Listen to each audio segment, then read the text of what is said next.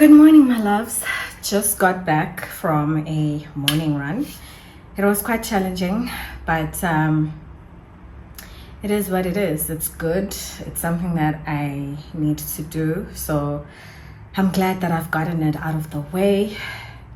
Today, I also do have a few errands to run that I might take you along on. Another thing that I'm looking for, by the way, I wanted to get some tennis rackets for us so that we can go play tennis on the weekends, because I just feel like that would be a good form of workouts too, just something different outside of just the running that we always do, and sometimes of course going to the gym. But our main focus right now is just going on runs and then doing some strength training as well. But I just really thought it would be nice. I mean, there's a tennis court here. If we could play some tennis as well, I'm really looking forward to that. So I need to find those rackets today. But otherwise, I will see you guys a little bit later.